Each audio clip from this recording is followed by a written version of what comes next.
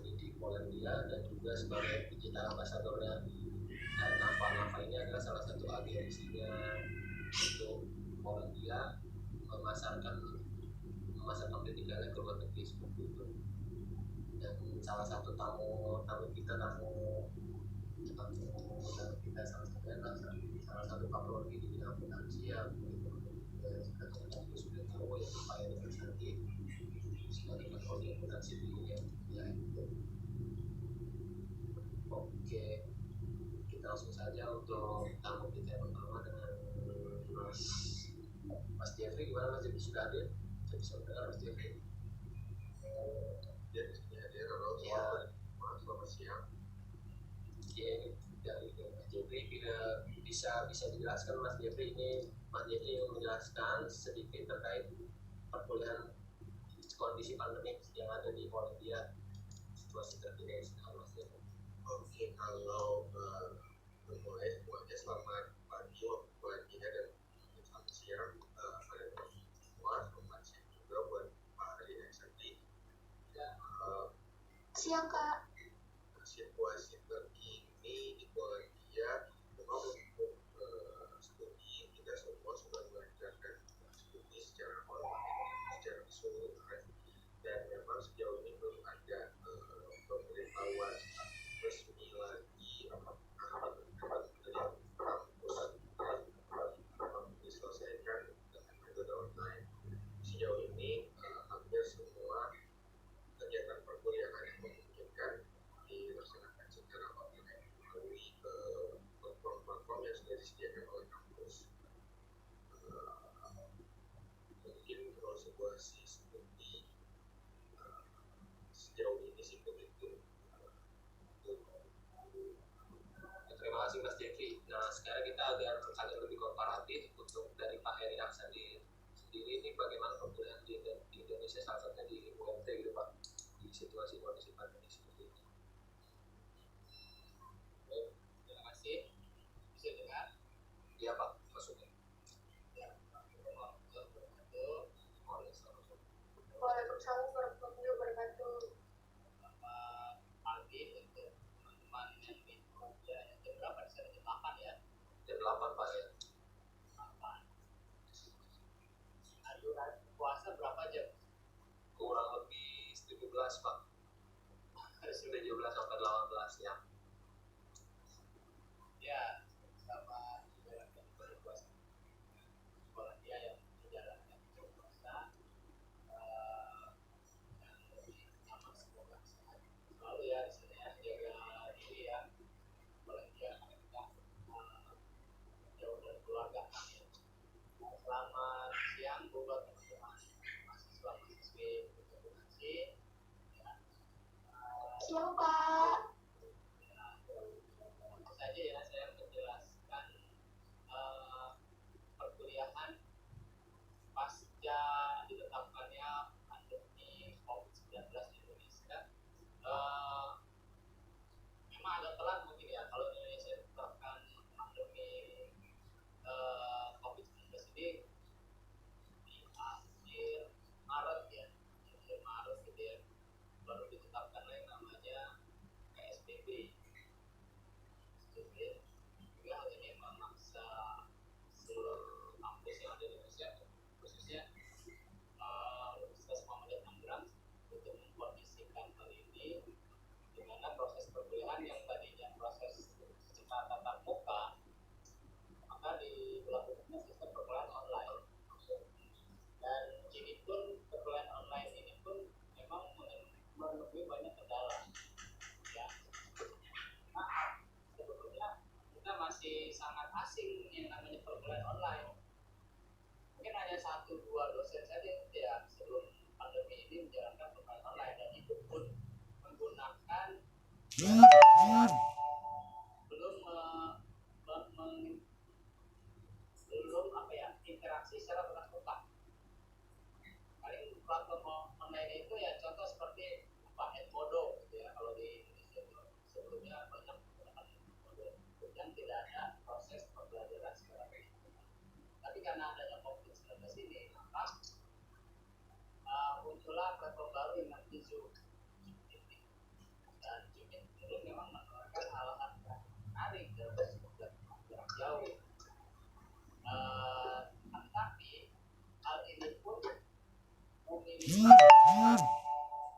masalah baru, yaitu terkendalanya satu jaringan, karena di Indonesia itu jaringan dari setiap daerah belum ambil secara keseluruhan. Ini pusat-pusat kota saja yang koneksi sinyalnya stabil, mungkin berbeda dengan Polandia ya. Jaringan stabil, tapi di Indonesia masih ada gangguan dari sinyal. Satu, terus kedua masalah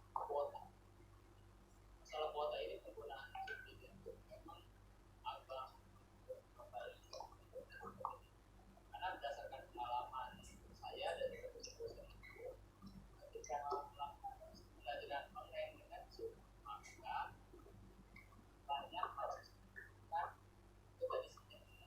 Dan kedua adalah kuota yang mereka miliki cukup tinggi, karena kemampuan mahasiswa di kita di Universitas Muhammadiyah Tangerang, Fakultas Ekonomi dan Bisnis orientasi itu memang berbeda-beda dari segi kemampuan ekonomi. Itu kendalanya di kita perkuliahan pasca kejadian pandemi ini seperti itu, Mas Fikri. Terus untuk ini Pak, memasuki untuk interaktif kegiatan perkuliahan, apakah masih sangat interaktif, dan bagaimana antusias para mahasiswa yang juga yang berefek kepada perkuliahan online? Oke, menghadapi PSBB, mahasiswa berdasarkan interaktif ya, difokuskan perkuliahan berjalan dengan sebagai bagaimana mestinya, walaupun ada kendala-kendala yang tadi saya jelaskan ya. Jadi intinya kondisi yang seperti ini yang serba terbelenggu. Saya kemarin pakai Zoom, tapi juga saya pakai Edmodo dalam pengumpulan tugas, dan saya memakai meminta mahasiswa merekam apa yang mestinya mereka pahami, review ulang gitu dari materi yang saya sampaikan, lalu diupload ke YouTube.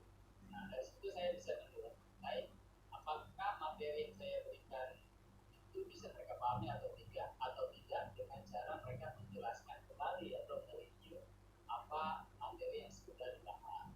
Itu kalau di saya khususnya ya.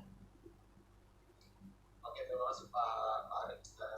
Teman-teman yang baru bergabung, sekali kami menjelaskan isinya dan sedang bersosialisasi antara kami yang mahasiswa Polandia dan juga Pak Arif sebagai kaprodi akuntansi dari Universitas Muhammadiyah Tangerang. Di sini juga telah hadir dua narasumber kita, salah satu mahasiswa akuntansi di Universitas Polandia dan juga salah satunya adalah digital ambassadornya Nafa.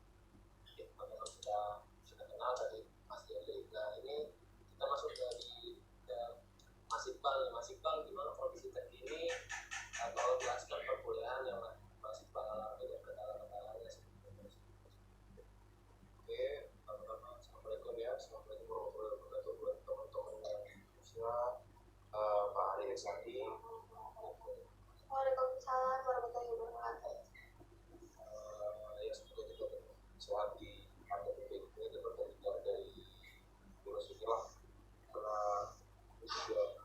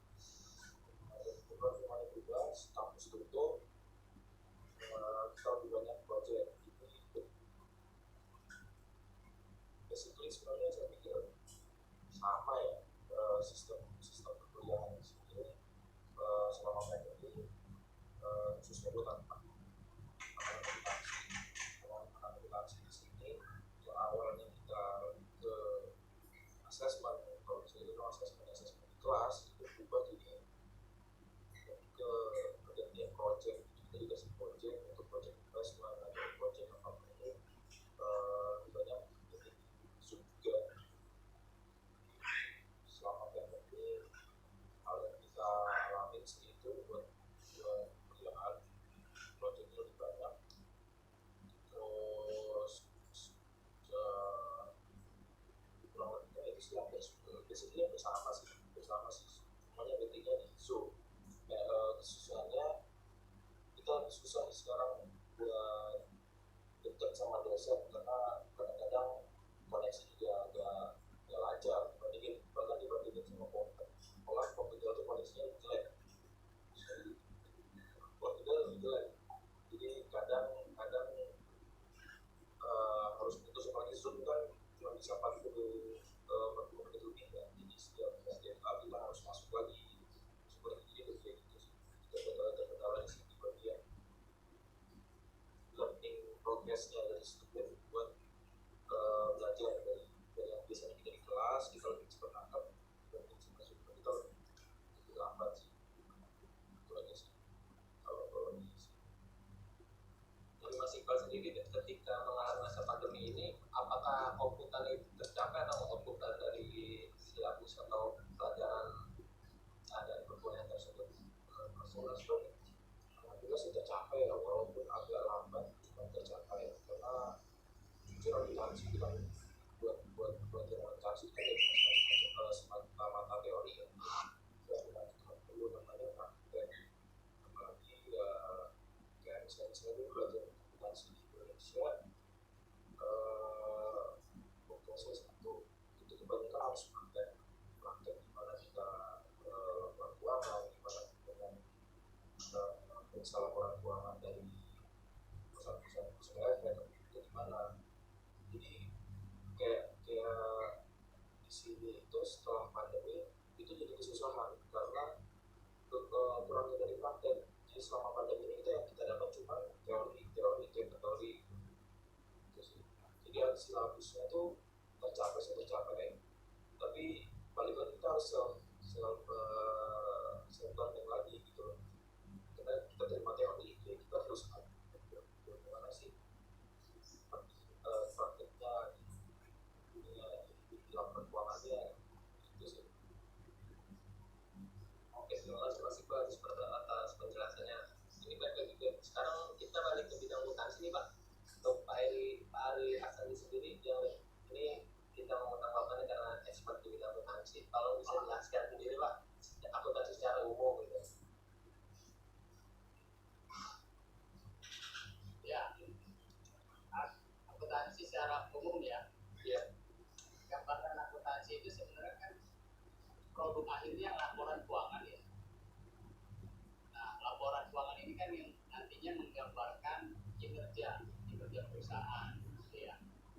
Kinerja itu bisa diukur dari perolehan apa yang didapat atau utang yang utang yang dimiliki oleh perusahaan. Itu kalau perusahaan manufaktur biasa gitu kan. Atau untuk perusahaan perbankan misalkan kinerja itu bisa diukur dari jumlah kredit macetnya misalkan kan seperti itu. Nah, akuntansi yang menjadi sebuah produk atau alat bagi perusahaan yang nantinya bisa memberikan gambaran kinerja perusahaan tersebut. Itu kalau menurut saya gambaran akuntansi secara umum ya, intinya akuntansi itu adalah alat yang bisa dijadikan propaganda, mungkin ya kalau saya nyebutkan propaganda kepada para stakeholder dan segala pemangkutan yang untuk meningkatkan reputasi di perusahaan itu sendiri. Menurut saya akuntansi secara umum itu Mas. Oke, terima kasih penjelasannya Pak Arif. Dan jadi ketika jadi bidang akuntansi ini sangat penting ya Pak Arif untuk salah satu perusahaan atau dalam asesor benar bagaimana keuangan dari sebuah perusahaan tersebut. Kita bisa komparasi dari Mas Iqbal sendiri, bisa jelaskan apa sih bedanya Mas Iqbal ketika di akuntansi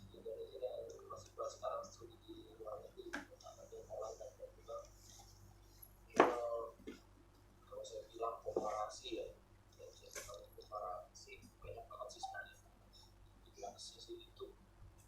Jadi waktu saya studi akuntansi di Indonesia, waktu itu saya masih ingat tuh, waktu di Indonesia sistem akuntansi di Indonesia itu baru mau mengadopsi sistem IFRS. Jadi waktu itu Indonesia masih pakai JMI, waktu itu masih pakai JMI, JKS, PSAK kalau nggak salah ya, PSAK, IAI baru mengaplikasikan IFRS. Jadi salah satu momen benefitnya waktu saya belajar akuntansi di luar negeri, saya tidak mendalami IFRS karena most country in Europe itu pakai sistem IFRS. Kalau di luar negeri sendiri dia pakai IFRS, dan komparasi sama di Indonesia, ternyata sistem akuntansi di Indonesia di setiap negara beda-beda ya, tergantung dari naik turunnya perekonomian di suatu negara dan dari tingkat perekonomian mereka. Dia yang ada di negara yang kedua tergantung dari sistem politik di negara dia. Di Inggris sebenarnya dia pakai common law gitu kan, di Amerika dia pakai JMI, atau di Europe dia pakai IFRS. Jadi salah satu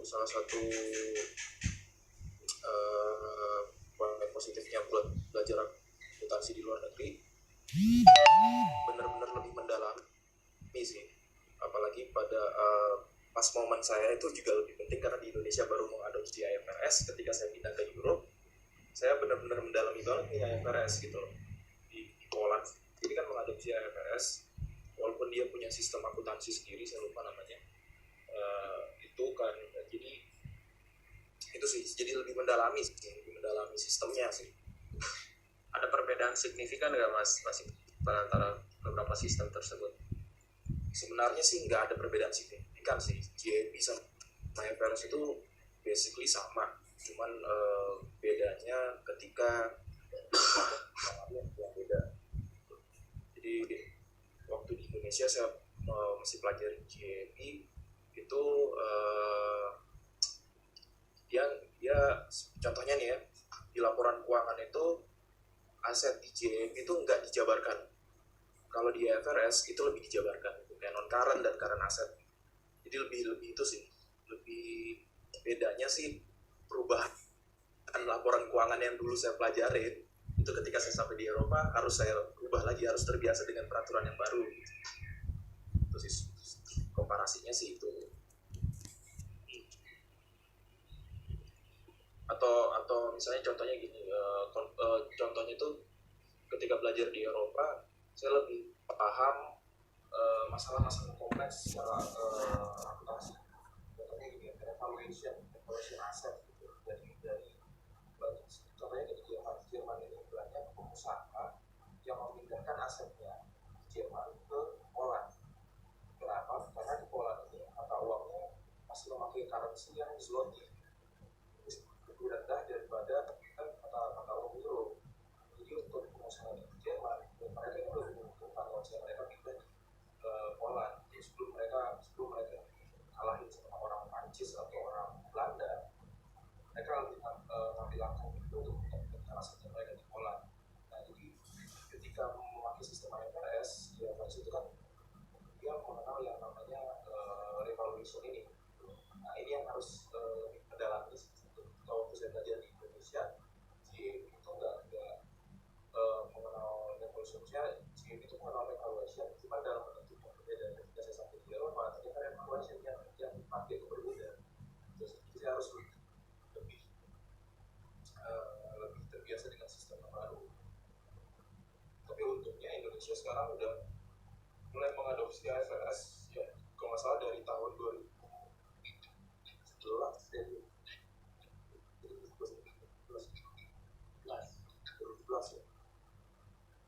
Itu sih masuk komparasinya sih seperti itu.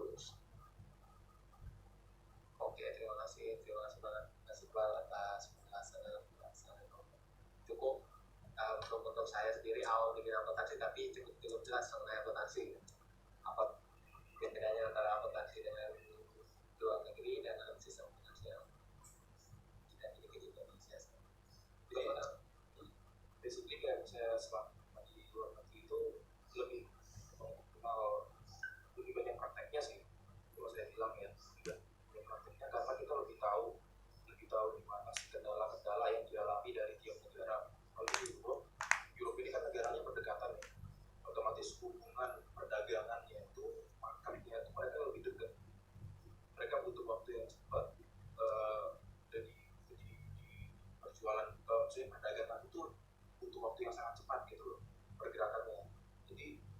situ banyak kendala akuntansi sih sebenarnya. Dari buku saya itu tuh banyak kendala akuntansi. Jadi ketika belajar di Eropa itu lebih dapat ini ya, dapat prakteknya dari kendala-kendala ini nih. Kenapa sih kok di Poland pakai IFRS tapi dia masih polis GMP, dia punya sistem sendiri. Ternyata problemnya adalah karena banyak negara-negara di luar Poland, di sekitaran Poland, Jerman, Czech Republic atau Hungary, ya itu Belanda, dia banyak yang pengen pindahin asetnya ke Poland, gitu. Karena menguntungkan buat beberapa perusahaan. Jadi itu sih prakteknya sih lebih di situ. Jadi kayak jadi kayak ya. Kalau gue lihat Mas Iqbal sendiri, Mas Iqbal beberapa semester di Australia nih, apa bedanya juga nih Mas Iqbal antara sistem accounting di Australia dengan Eropa sekarang? Itu beda lagi sebenarnya. Jadi kayak saya bilang tadi kan, accounting di tiap negara berbeda. Waktu di Jepang, saya pelajari GMP, karena kemudian perang dunia kedua, Jepang itu benar-benar ngikutin Amerika banget. Amerika pakai GMP, dia pakai GMP. Amerika masuk waktu di tahun 1998, Fox itu bikin penelitian tentang klasifikasi negara-negara yang memakai sistem European komunisme, terus GMP common law. Itu Jepang itu dari tahun 1960-40-an malah dia pakai US GMP. Waktu saya di Australia, karena Australia ini sebenarnya miliknya UK, dengan bagian dari UK sebenarnya, Australia, Singapura, terus Virgin Islands dan lain-lain. Mereka pakainya common law. Jadi waktu saya di Australia, saya benar-benar pelajarinya beda lagi. Dia pakai sistem common law dan Australia kan mengadopsi UK. Dia benar-benar nggak untuk IFRS sama sekali sebelum di Australia. Dan sampai di Europe beda lagi. Malah kan sebenarnya ada macam-macam mengenai standar akuntansi, ya udah isinya udah macam-macam. Cuman saya sekarang lebih fokus ke IFRS sih, karena IFRS itu cenderung lebih, kalau menurut saya sih IFRS itu cenderung lebih transparan. Dan kenapa European Union juga memakai IFRS, saya pikir karena salah satunya itu, karena IFRS itu lebih transparan dan mengurangi tingkat resiko sih sebenarnya. Oke, terima kasih Mas Iqbal. Ini teman-teman yang baru bergabung, jika ada pertanyaan dari untuk kedua narasumber, yang satu ini yang tadi setelah menjelaskan perihal accounting, sistem standar dan accounting ini, Mas Iqbal, jadi Mas Iqbal ini salah satu mahasiswa di Universitas Polandia, juga sedang melakukan exchange di Portugal seperti itu. Beberapa pengalamannya tadi sudah dijelaskan oleh Mas Iqbal, dan tamu kedua ini kita ada Mas Jeffrey Hanafi yang tadi pertama sudah menjelaskan tentang kondisi perkuliahan di Polandia. Nah, Mas Jeffrey ini adalah salah satu ambasador dari NAFA. NAFA ini adalah agensi resmi dari Polandia. Jadi jika ada pertanyaan, teman-teman bisa tulis di kolom chat di bawah. Jadi kita langsung bisa tap aja gitu. Nah, untuk kita lanjut ke sesi kedua ini. Nah, Mas Iqbal dan Mas Jeffrey ini adalah dari dua skema beasiswa yang berbeda. Nah, mereka datang ke Polandia. Mas Iqbal ini Mas Iqbal ini merupakan salah satu awardee dari NTB Nusa Tenggara Barat seperti itu, dan Mas Jeffrey ini adalah salah satu datang dengan skema government to government. Jadi antara kerjasama antara pemerintah Polandia dengan pemerintah Indonesia, itu dengan nama beasiswanya itu Ignasi. Nah, jadi ini dari Ignasi dulu nih, Mas Jeffrey bisa menjelaskan bagaimana benefit-benefitnya dan apa saja yang kita bisa peroleh gitu, Mas Jeffrey. Seperti yang sudah dijelaskan tadi oleh Zulkifli, jadi saya datang ke Polandia ini untuk melanjutkan studi master memang dapat beasiswa dari pemerintah Polandia itu sendiri yang nama beasiswanya Ignacy Łukasiewicz. Yang tapi informasi yang paling pentingnya sayangnya sampai per tahun ini beasiswa ini masih terfokus untuk di bidang life science dan juga engineering itu sendiri. Ada kemungkinan ke depan akan di extend ke bidang yang lain-lain karena sebenarnya kalau ngomong beasiswa government to government itu kan banyak hal yang banyak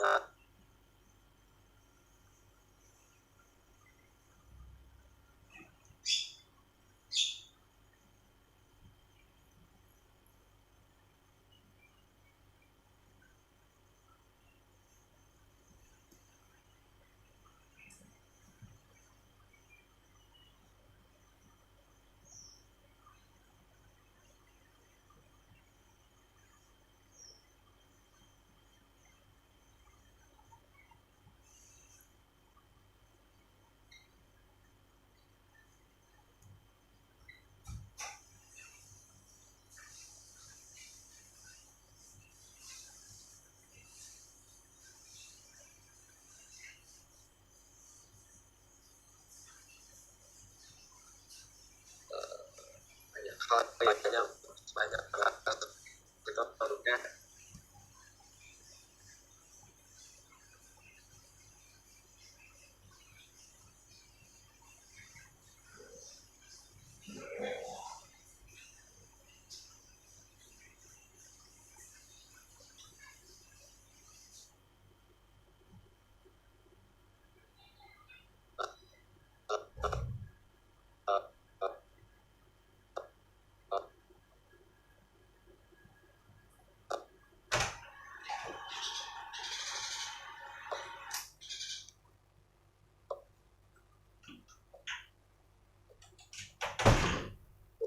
promosi bidang pendidikan itu sendiri. Nah, jadi ada kemungkinan ke depan bakal bisa di-extend. Jadi kalau emang teman-teman ada yang berminat, monggo untuk diperhatikan terus di website-nya mereka di Ready Study Go Poland itu ada di Facebook itu sendiri dan atau enggak di website-nya. Kita ada website 2 go-poland.com or .pl ya, saya lupa, dan satu lagi dari websitenya NAFA itu sendiri. Nah, untuk benefitnya ini bisa saya bilang fully covered ya, jadi mereka membiayai sekolahnya, jadi saya udah nggak bayar sekolah lagi, dan juga living cost-nya mereka kasih tiap bulan gitu. Jadi apa ya, worth banget sih kalau buat saya pribadi. Jadi saya keluar uang dari kantongnya gajinya buat awal-awal sebulan dan juga tiap pesawat awal-awal. Untuk currency sendiri Mas Yogi, apakah berapa sih per bulannya lebih selalu sertifikat dan apakah cukup gitu, dan apakah kita memiliki jenjang karir ke depan setelah lulus dari Polandia? Kalau untuk bicara living cost dari pihak apa sendiri, apa itu memberi beasiswa yang mana juga pihak yang merekrut saya untuk jadi digital ambassador. Untuk beasiswa saya mereka beri itu nominal sekitar 1.500 zloty, yang mana durasinya antara zloty dan rupiah itu per hari ini sekitar 1 zloty itu sekitar 3.600-an lah. Nanti teman-teman bisa teman-teman akuntansi masih jago lah ya ngitungnya ya. Dan kalau ditanya cukup atau enggak, personally cukup sebenarnya untuk 1.500. Emang tidak untuk bermewah-mewah, tapi untuk hidup dan menjalani hidup itu cukup. Tentu saja kehidupan di Polandia itu dari Polandia mungkin di seluruh wilayah Eropa dan di Eropa mungkin bisa relate, kita nggak bisa kayak dikit-dikit makan keluar, beli makan di luar segala macam. Kita tetap harus combine juga dengan kita sendiri, dan itu hal yang biasa sebenarnya di luar. Kembali berkaca ke masa S1 saya di Indonesia yang mana tiap kali makan dulu kuliah ya makanya di luar. Kalau di sini kita ada masa kalau bicara tentang living allowance yang dikasih oleh pihak beasiswa untuk sebenarnya itu cukup sih, cukup sekali untuk hidupkan bisa sendiri. Terus untuk jenjang Jenjang karir ya. Karena kan biasanya teman-teman akuntansi juga kan memilih sekarang kan sudah banyak lowongan kerja, mungkin banyak lowongan kerja di Indonesia, cuma kan banyak juga teman-teman yang saya pengen studi lanjut lagi deh untuk mengembangkan ilmu akuntansi saya karena di akuntansi gitu mas. Dan setelah lulus kayaknya lebih baik kerja di luar deh daripada balik ke Indonesia. Nah, itu ada nggak sih kesempatan seperti itu Pak Jeffrey? Oke, salah satu fakta yang menarik untuk Polandia itu sendiri, tingkatan employment rate-nya itu di sini kita rendah sekali, jauh lebih rendah dari Jerman, jauh lebih rendah dari Prancis. Itu nanti teman-teman bisa cek di Google, bisa dilihat sendiri unemployment rate oleh beberapa. Dan jujur buat saya itu rendah, yang mana artinya kalau itu rendah, peluang kita untuk mendapatkan pengalaman di bidang profesional untuk buka cukup lebar. Jujur aja sebenarnya saya sekarang juga lagi menjalani sebuah internship di salah satu perusahaan internasional di bidang FMCG. Saya bilang saya tuh dapat intern di training center yang ditaruhnya di Poland, yang mana kita ngurusin pabriknya tuh ada di seluruh Europe. Makanya mungkin tadi pas Iqbal cerita bahwa kenapa mereka mau pindahin aset ke Poland segala macam, agak relate juga ya, karena kantor saya itu kantor planning center dan kita ngurusin semua supply chain-nya. Kita bikin plan-nya dan segala macam, tapi untuk eksekusi untuk production kita taruh ada di negara-negara lain. Balik lagi ke topik tentang peluang untuk mendapatkan pengalaman profesional, itu kita bukan sih. Saya jujur dapat internship ini nggak terlalu perlu perjuangan iya, tapi offer itu banyak banget di internet, kita bisa cari dan kita bisa coba, dan itu hal yang wajar banget untuk di Polandia khususnya bagi mahasiswa menjalankan studinya sambil melakukan internship atau bahkan bekerja paruh waktu atau bahkan full di perusahaan gitu. Oke, terima kasih penjelasan Mas Jeffrey. Ini mungkin teman-teman di sini masih curious atau penasaran apakah akan terjadi diskriminasi untuk mahasiswa asing sendiri dalam perkuliahan atau juga dalam jenjang karir profesional seperti itu. Mungkin bisa dijelaskan oleh Mas Iqbal. Kalau diskriminasi sih nggak ada sih kalau saya bilang. Jadi kayak udah dijelasin sama Mas Jeffrey tadi ya, studi di Poland, studi di Europe itu kayak gitu tadi, gimana-gimananya buat living cost dan lain-lain. Benar sih kayak katanya Mas Jeffrey, buat studi di Europe tuh nggak bisa kita foya-foya kayak di Indonesia gitu, nggak bisa. Benar-benar kalau kita kayak gitu nggak hidup, istilahnya kayak gitu. Jadi ketika studi di Europe, secara nggak langsung naluri kita sebagai manusia buat bertahan hidup, gimana caranya biar bisa irit, biar bisa nabung, uang kita segini cukup, sama pemerintah segini cukup, itu tergunakan dengan baik lah selama 1 bulan. Itu tiba-tiba muncul aja gitu, tiba-tiba jadi koki lah, mendadak jadi koki gitu. Kalau misalnya soal diskriminasi sih, kalau saya bilang sih dalam Europe tuh nggak ada ya, karena orang Eropa dan misalnya tingkat imigrasi di Eropa sendiri kan juga termasuk besar. Di Poland salah satunya juga tingkat imigrasinya juga besar, jadi mereka udah biasa melihat orang asing sih. Mereka tuh udah biasa melihat orang asing, mengajari orang asing, dan kebanyakan juga profesor di Poland itu atau dosen di Poland itu mereka juga belajarnya di luar Poland gitu loh. Jadi ada yang lulusan Prancis, atau ada yang beberapa ngambil dosen Prancis buat ngajar di Poland, atau ada yang dulunya belajar di UK. Kebanyakan dari mereka juga udah biasa ketemu sama orang asing, jadi nggak ada diskriminasi sih kalau saya bilang ya. Terus yang kedua, buat jenjang karir buat akuntansi di sini, sebenarnya di sini tuh akuntansi tuh jadi sebuah lapangan pekerjaan yang paling dicari sih sebenarnya kalau saya bilang buat di Europe itu, apalagi buat di Jerman sama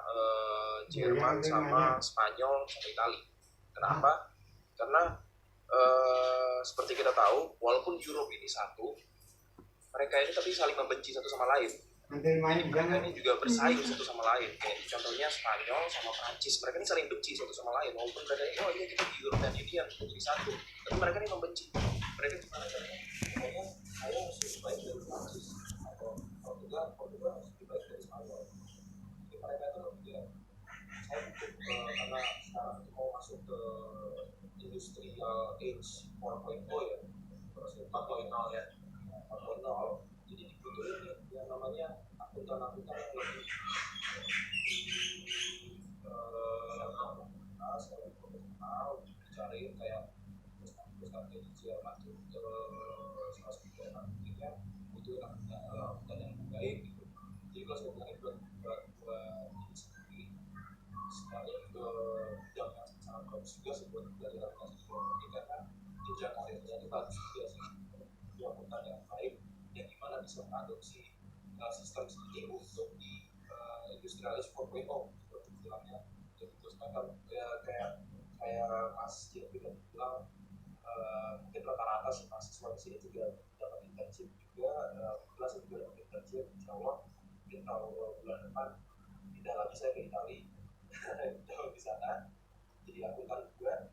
Kalau saya bilang kan jadi belajar banyak memang sebenarnya itu mudah untuk dapat internship juga. Dari internship bisa jadi network atau kayak gitu skriminasi dan lain-lain sih sebenarnya nggak ada sih, sama aja sebenarnya. Saya bilang maksudnya balik lagi itu ke masalah sosial sih, kalau di kita sih sama aja sih. Oke, terima kasih Mas bakal menjelaskan Mas Jeffrey.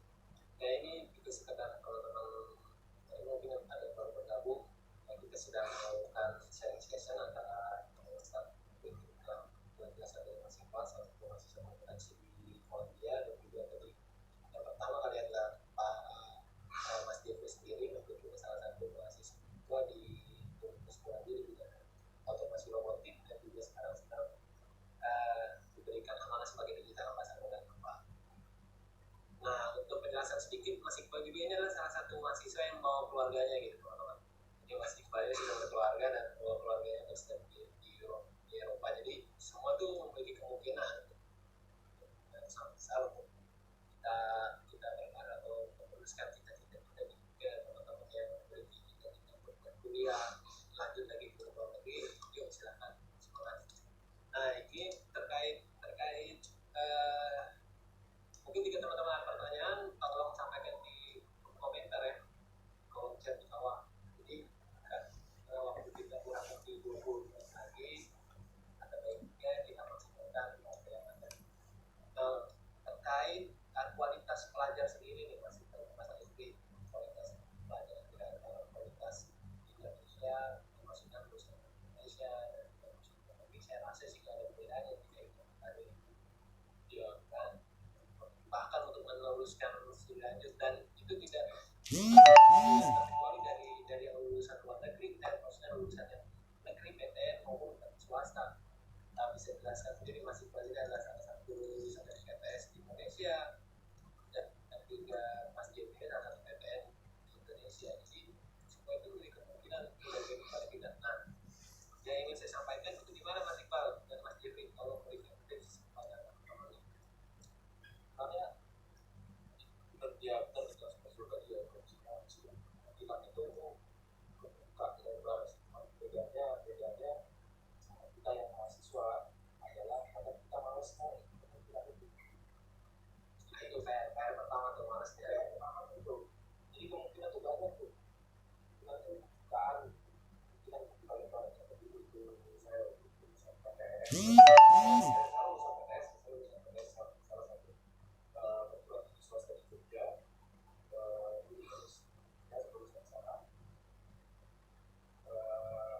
bisa dapat beasiswa buat ke luar negeri,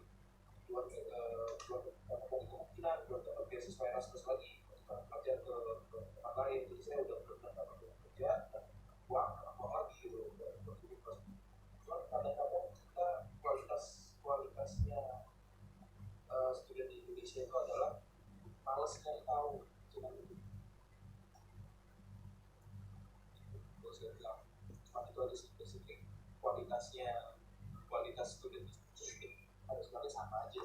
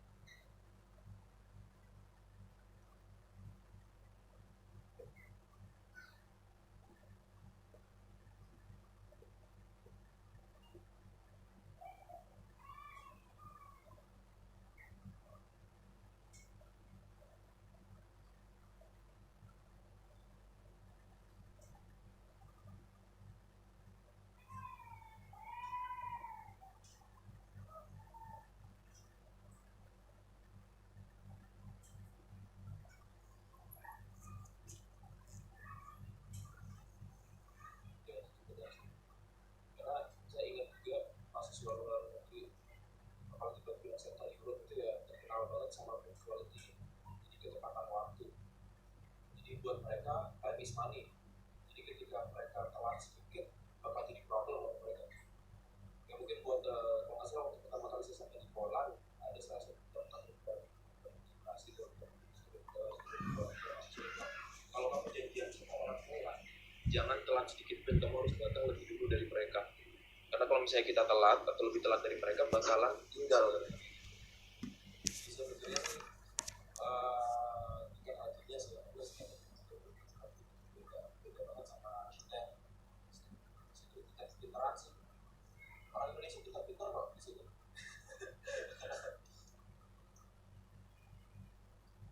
Oke, terima kasih Mas Dian, terima kasih Pak sarannya. Dari Pak Hari sendiri, untuk Pak Hari nih, Pak Hari semoga ada wejangan untuk kita yang sedang tinggal di luar negeri, di luar mahasiswa Indonesia sedang ikut cari season kali ini Pak. Ya, di wejangan mungkin bukan wejangan ya, kalau ada saya lebih ahli gitu ya. Nah, dari segi pengalaman kan saya satu S2, sekarang lagi proses S3 di dalam negeri semua. Jadi saya dapat masukan atau terserah proses kuliah di luar negeri. Mungkin sekedar mengingatkan aja, namanya juga kan bukan di negara sendiri gitu ya, bukan negara sendiri ya. Intinya adalah kita tetap menjadi warga negara asing yang baik di sana gitu ya, mengikuti peraturan yang ditetapkan oleh pemerintah, apalagi kondisi COVID kayak gini kan. Jadi perlakuan di Portugal lebih ketat daripada Indonesia gitu ya, terkait pelaksanaan kalau di Indonesia sebenarnya PSBB ya. PSBB. Kalau di Portugal atau Polandia saya nggak tahu namanya apa ya. Sama Pak, lockdown Pak. Lockdown aja ya.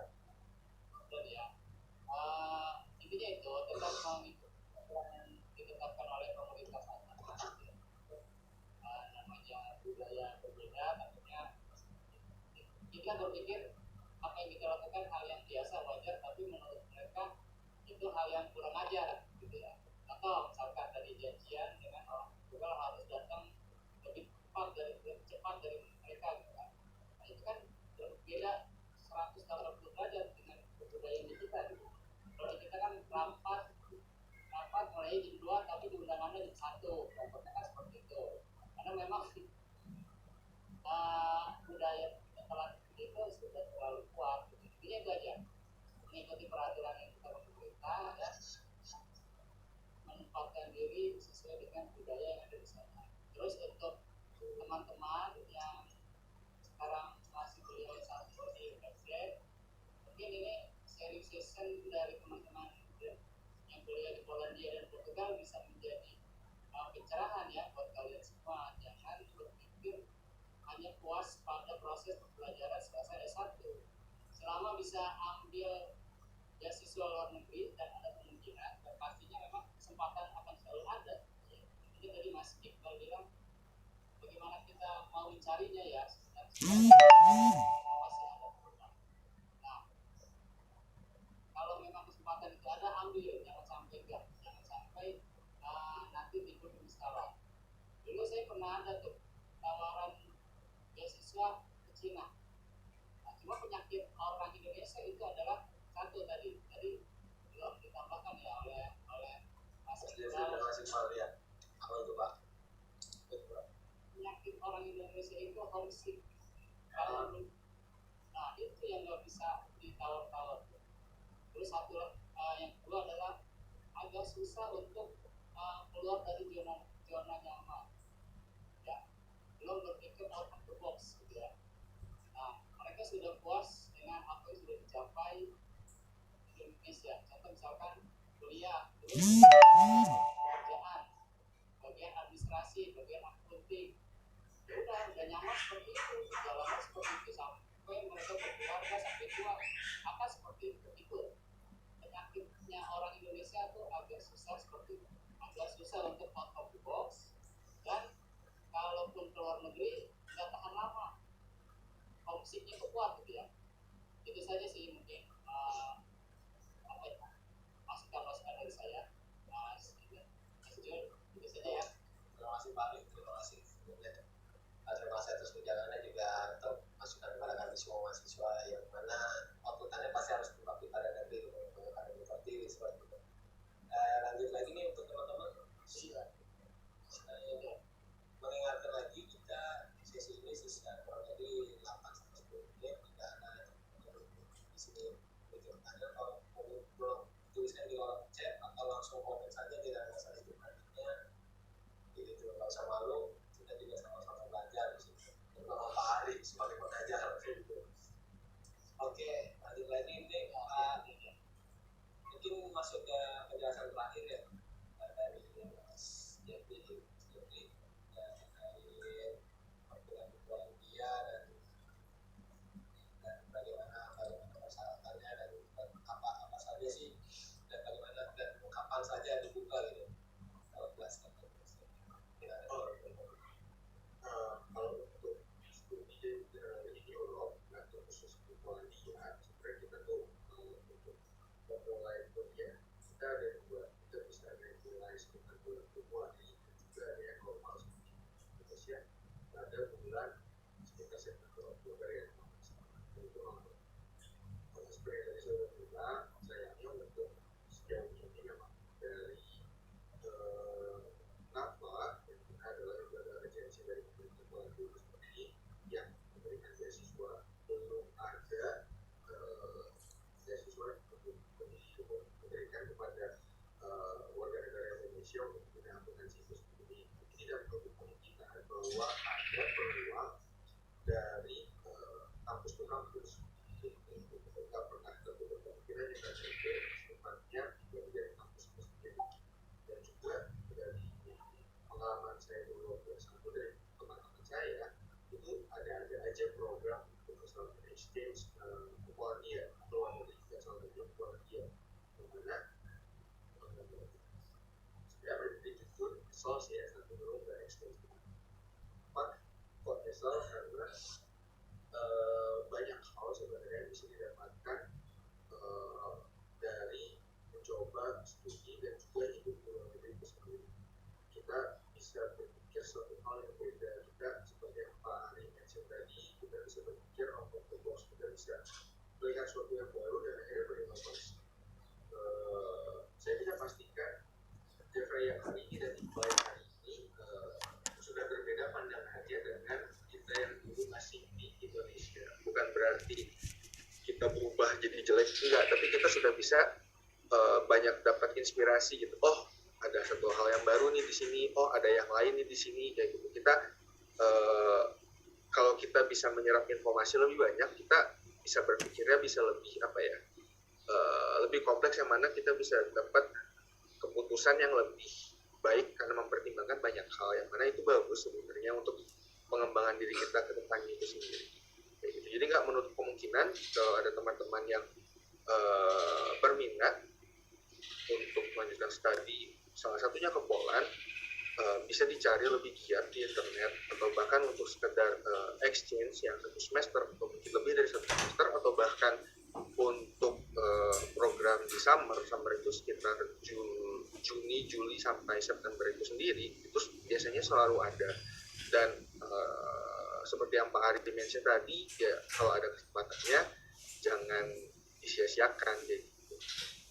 Jadi kalau untuk beasiswa sejauh ini belum ada, tapi yang resmi dari NAFA belum ada untuk teman-teman akuntansi sayangnya. Tapi kemungkinan peluang untuk ke Europe atau ke Polandia itu sendiri, jalannya sebenarnya selalu ada. Banyak jalan lah menuju Roma. Romanya kita ganti aja Polandia kayak gitu. Jalannya banyak. Dari Mas Iqbal ada terkait untuk rekan-rekan hari ini yang hadir? Untuk rekan-rekan hari ini sebenarnya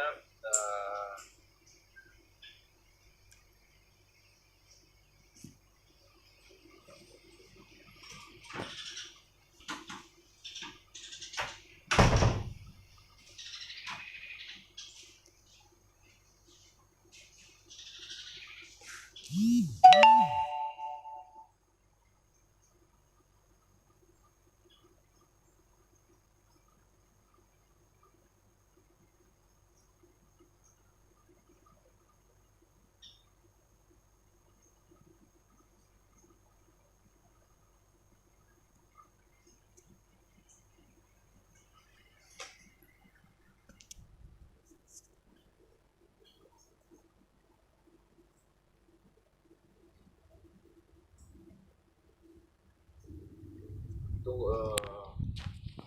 kalau teman-teman pengen melanjutkan kuliah ke luar negeri kayak tadi bilangin sama Jeffrey, kuliah ke luar negeri especially di bidang akuntansi itu menjadi bidang yang sangat menarik sih sebenarnya buat belajar di Europe. Karena kalau kayak saya jelasin tadi sebelumnya, kita jadi lebih banyak tahu, apalagi buat teman-teman kayak tadi Pak Ari bilang, mahasiswa Indonesia tuh agak susah meninggalkan zona nyamannya. Ketika dia belajar akuntansi, dia bakal stuck sama itu terus. Dia bakalan stuck, oh saya udah cukup nih belajar akuntansi di Indonesia. Kalau ketika belajar di luar negeri, akan kebuka lagi pikirannya buat, oh akuntansi kayak gini nih, kayak gini ya sistemnya. Oh akuntansi kayak gini, Jerman kayak gini banget ya. Oh strict sekali sih sistem di sini, strict banget sistem di sana, atau macam-macam. Jadi ketika sudah sampai di luar negeri itu bakalan banyak muncul pertanyaan dan curiosity ya kalau saya bilangin itu. Jadi kayak keingintahuan kita terhadap bidang akuntansi sendiri gitu. Bahasa pengantar yang ini ada pertanyaan nih, bahasa pengantar yang digunakan saat berkuliah di Poland, adakah preparation course untuk bahasa Polish kuliah? Mungkin ini buat pertanyaan buat Mas Jeffrey ya. Langsung kita jawab aja kali ya. Iya. Kayak apa? Untuk studi ada opsinya ada 2, yang satu dengan bahasa lokal, yang kedua dengan program internasional yang dari kontak in Inggris. Kalau mau ngambil yang dalam bahasa tulis ya juga boleh, tapi pasti perlu dong kemampuan di bahasa tulis sendiri. Kalau saya sendiri pribadi berkuliah di program internasional yang jadi preparation course-nya untuk bahasa tulis ada. Kalau kalian mau lanjut bahasa tulis, kalau kalian mau ambil preparation course dan juga lanjut kuliah internasional bisa. Kalau mau langsung kuliah di internasional dengan bahasa tulis itu juga mau. Oke, terima kasih Mas Jeffrey atas pertanyaannya. Lanjut lagi, selain homesick nih, kira-kira kesulitan apa lagi yang kita hadapi selama kuliah di luar negeri? Langsung singkat aja Mas Jeffrey. Wow, drama kehidupan selalu banyak yang nggak menutup kemungkinan di Indonesia pun kalau kalian merantau drama kehidupan kan selalu ada kalau yang seperti yang Pak Ari bilang tadi homesick itu benar banget. Kalau saya pribadi homesick aja, cuma kalau karena udah dilempar ke Europe sini mau pulang tuh mikir udah amat tiketnya mahal ya, dan juga terbangnya lama. Kalau terbang lama kayak gitu tuh 12 jam ya, lebih bahkan kalau nggak salah ya, udah amat terbang lama kayak gitu, pulang-pulang tuh nyampe Indonesia seneng gitu. Cuman punggung mau putus, jadi ya pertimbangannya lumayan juga gitu, selain finansial karena kan itu lumayan kan keluar pergi gitu. Dan pertimbangan itu dia pertimbangan kayak nggak mungkin lah kita pulang cuma seminggu doang, kayak udah berapa hari habis buat nyesuaiin badan, karena perbedaan zona waktu kan berpengaruh banget, dan juga beres itu masalah punggung terus 12 jam juga pegel gitu. Jadi ya kalau yang Pak Ari bilang soal homesick segala macam, kalau saya bilang sih udah Pak, lempar aja Pak anaknya ke Europe kayak gitu, ntar juga pulang mikir kok dia Pak. Oke, terima kasih Mas Jebres jawabannya. Tadi kayaknya ada pertanyaan selanjutnya untuk Mas Iqbal nih. Bagaimana waktu dalam belajar nih, Mas Iqbal, terkait belajar akuntansi, ada bagaimana yang signifikan kan ada kiat-kiat khusus dari mahasiswa negeri. Langsung kita barengnya aja sama pertanyaan terkait studi planning, exchange, apakah ada tips penyusunannya? Cara belajar akuntansi, adakah pembagiannya kayak gitu?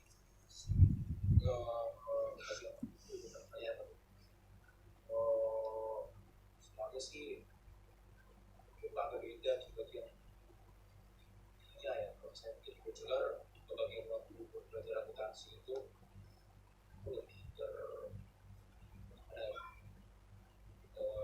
agak masih di step by step gitu, bagian waktunya mungkin hari ini atau ini belajar ini. Cuman kalau di master sendiri hampir sama juga sebenarnya step by step, cuman bagian waktunya lebih kayak kalau di master itu tidak kayak mana ya saya jelasnya, lebih ke satu waktu ini kita fokus ke satu subjek dulu